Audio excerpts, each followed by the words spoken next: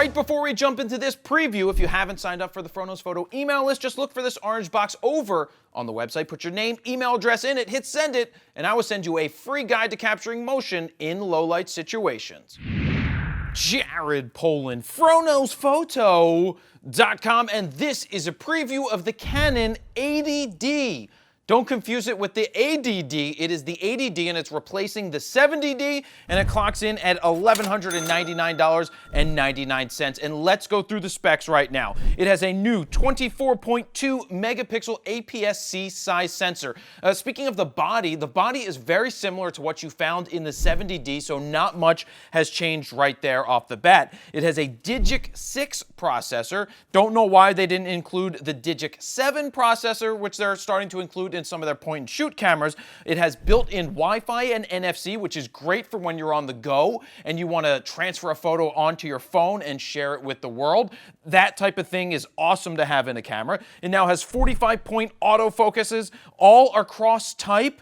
The 70D, when I used that, I had a lot of trouble when it came to getting tack-sharp focus in lower light situations. I hope this camera has corrected that, but it also has wider focusing points to go along with those 45. ISO 100 to 16,000, expandable to 25,600. Now, some people may say, oh, but those full-frame cameras can go so much further. The full-frame cameras can go that much further, so you just want to be careful at 16,000 ISO. Yes, it does go there, but it may not be one of those areas that you really want to reach for when you're pushing your ISO. It has improved dual pixel Cmos AF. This is one of the best functions in any camera I have ever used from anybody that has ever made cameras. Now, the 70D was one of the first to introduce this dual pixel CMOS AF, and what is so important about it is that for video, it is absolutely fantastic for tracking autofocus during video playback and also being able to touch the screen. Now, this has a vari-angle 3-inch LCD touchscreen. So, for example, you set up the camera right here. I touch the screen to where I want the focus to shift to. Say I'm at f2.8 and I want to focus on something in the distance and then pull it back to me. All I need to do is touch the screen and it moves. Best function I've ever seen for a video camera. Just absolutely love that function.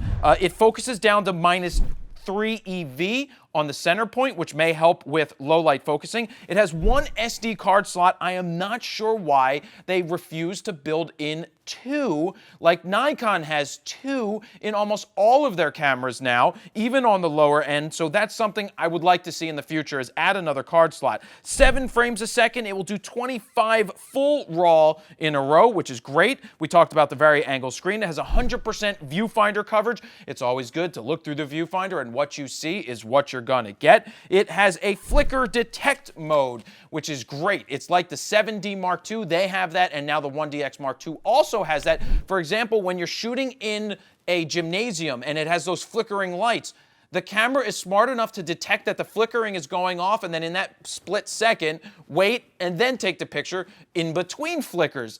You know, have you ever seen taking pictures in a gym or in a hockey rink where you've took one picture and then took the next picture, or you just held your finger down and one picture would have the flicker and the other wouldn't? This detects that. That's an awesome function to have. Now, video features, it does 1080 at 30 frames a second with all eye, and it will do 60 frames a second in IPB, which is a compression into MP4. I wish that it did full 1080 at 60 with all eye, but it doesn't, so you have to deal with the compression on that. It has the new Movie Servo AF, which you can speed up or slow down the focus. That's a nice function to have. You have the new HDR movie mode if you want to shoot HDR. For movies, it has 2 custom shooting modes, C1 and C2, where the 70D only had 1. And it has creative filters like grainy black and white, fisheye effect, toy camera, which is tilt shift, and honestly, I would not play with the grainy. Look, when it comes to doing filters, Add the stuff after the fact in post.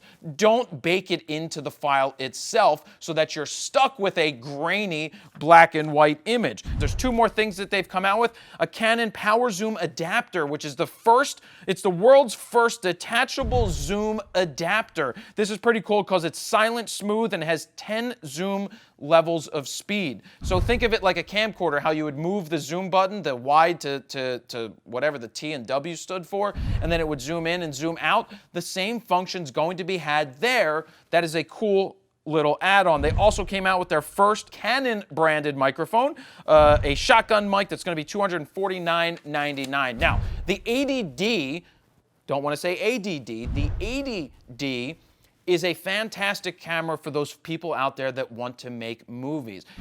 Of course, you get some very nice still functions, but this camera really does a great job when it comes to running and gunning and doing any kind of filmmaking. So the 60D was good for that. The 7D is good for that. The 80D is good for that. You have the vari-angle screen. You have the Touch AF, which is the dual pixel Cmos, is one of the greatest things ever.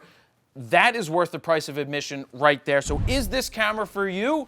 Let me know. What are your comments? Leave them down below. Jared PolandFroKnowsPhoto.com. See ya.